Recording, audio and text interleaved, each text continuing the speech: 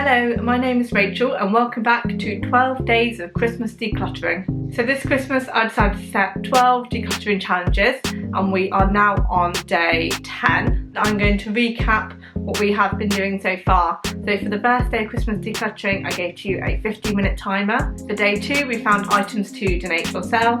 For day 3 we did a surface declutter. For day 4 we did a wardrobe declutter. For day 5 we did the cupboard of doom. For day 6 we did under the bed. For 7 we did the one less challenge. For day 8 we did a food declutter and organise. And for day 9 we did the one box challenge.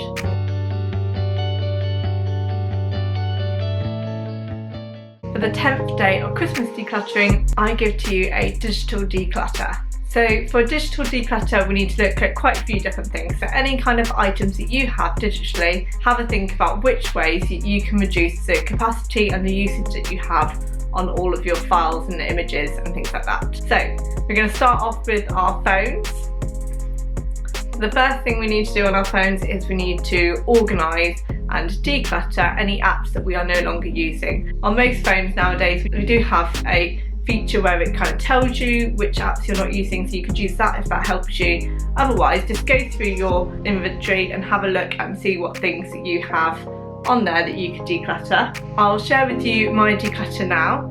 I've got rid of a few apps I no longer need and I have organised them in a way that kind of appeals to me. So I saw this somewhere, I think probably on Instagram, about using affirmations as folder headings because I like to have all of my apps in folders. So if I can show you,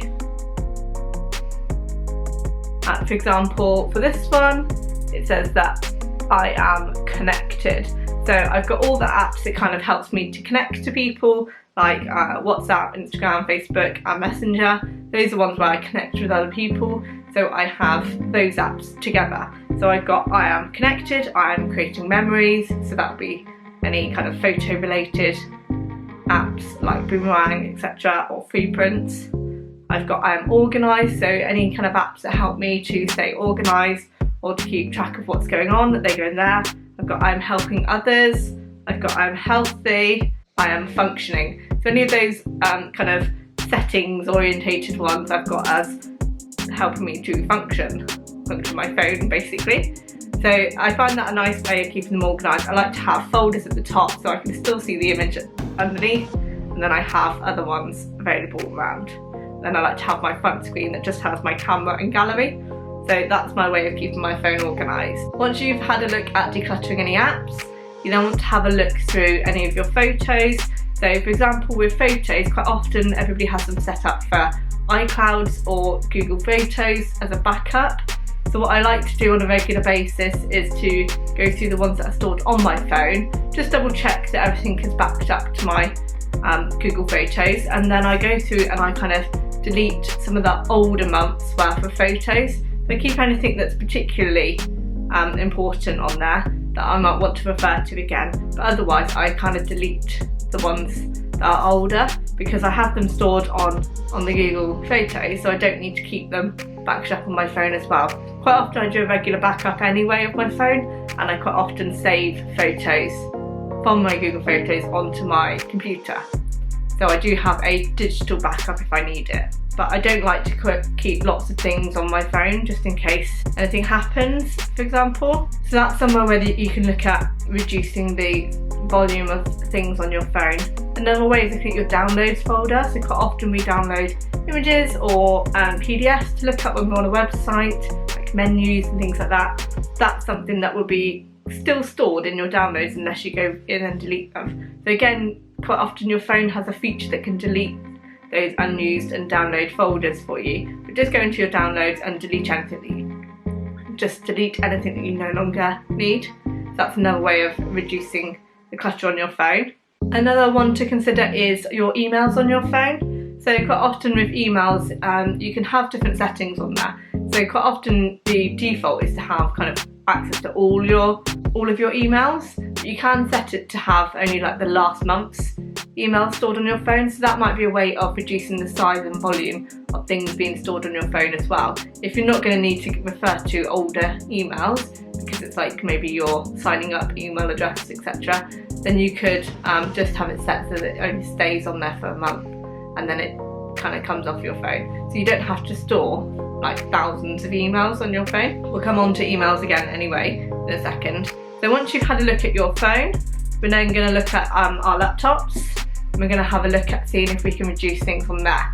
So this is when you're looking at photos. Have you got duplicate photos on there?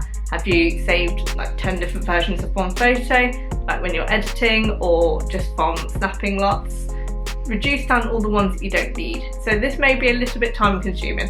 What is a good habit to do on this one is every time you do upload any photos to your computer is that you do that process at the time of uploading. So just going through and each like little update that you do, just check that you haven't got duplicates or blurry photos and things like that, so that you're keeping on top of it on a regular basis. Once you've had a look at photos, don't forget to recap on any videos that you have stored.